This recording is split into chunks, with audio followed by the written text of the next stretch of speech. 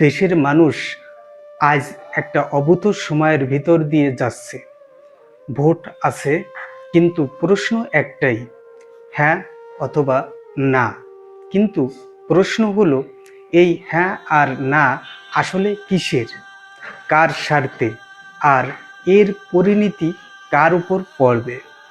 আজ আমি কোনো দলীয় স্লোগান দিব না, আমি শুধু বাস্তব কিছু প্রশ্ন রাখব। আমাদের সামনে যে হ্যাঁ এবং না ভোট আনা হয়েছে, এটা কোনো ছোট বিষয় না। একটা মাত্র ভোটের একসাথে সিদ্ধান্ত নেওয়া হবে রাষ্ট্র পরিচালনা, মৌলিক কাঠামো, নির্বাচিত সংসদদের ক্ষমতা, ভবিষ্যৎ সরকারের হাত পা কতটা বাধা থাকবে, জনগণের ভোটের আশা সরকার কতটা স্বাধীনভাবে কাজ করতে পারবে। সব কিছু একসাথে একটা প্যাকেজ। প্রশ্ন হলো, এত বড় সিদ্ধান্ত কি এক লাইনে হ্যাঁ অথবা না দিয়ে হওয়া উচিত? গণতন্ত্র মানে শুধু ভোট নয়, গণতন্ত্র মানে জনগণের নির্বাচিত সরকার, সংসদে আলোচনা, বিরোধী দলের মতের জায়গা, সংশোধনের সুযোগ। বাংলাদেশের ইতিহাস দেখুন, যখনই শক্তিশালী সংসদ ছিল, যখনই জনগণের ভোটে সরকার ছিল, দেশ এগিয়েছে, উন্নয়ন হয়েছে, মানুষের জীবন বদলেছে। আর যখনই নির্বাচনের বাইরে শক্তির সিদ্ধান্ত চাপিয়েছে, তখনই দেশ পিছিয়েছে। এই সত্য ইতিহাস অস্বীকার করে না।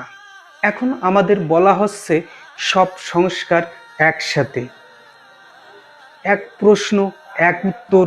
কিন্তু আমি জানতে চাই, কেউ যদি বিচার বিভাগ সংস্কার চায় কিন্তু সংসদে ক্ষমতা কমানো না চায়, কেউ যদি নির্বাচন ব্যবস্থা উন্নতি চায় কিন্তু অগণতান্ত্রিক বাধ্যতামূলক না চায়, তাহলে কিভাবে সে ভোট দিবে?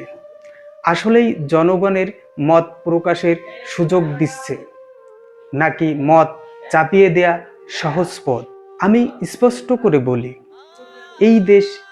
এই দেশের স্বাধীনতা, সংবিধান, ভোটাধিকার এসব কোনো একদিনে আসেনি। যে দল যুদ্ধের নেতৃত্ব দিয়েছে, সংবিধান দিয়েছে, সংসদীয় গণতন্ত্র ফিরিয়েছে, টানা উন্নয়ন করেছে, তারা কখনো জনগণের ক্ষমতা খর্ব করার রাজনীতি বিশ্বাস করে না। আমরা বিশ্বাস করি সংস্কার হবে, আলোচনা হবে, সংসদ হবে, জনগণের ভোটে নির্বাচিত সরকার হাত ধরে হবে, আদেশ নয়, আলোচনায়। প্রিয় দর্শক, আজ সিদ্ধান্ত শুধু হ্যাঁ বা না না, আজ সিদ্ধান্ত ভবিষ্যৎ সরকার কতটা স্বাধীন হবে, আপনার ভোট কতটা শক্তিশালী থাকবে, রাষ্ট্র চলবে জনগণের ইচ্ছায় নাকি কাগজের অর্ডারের। ভাবুন, বুঝে নিন, ইতিহাস মনে রাখুন।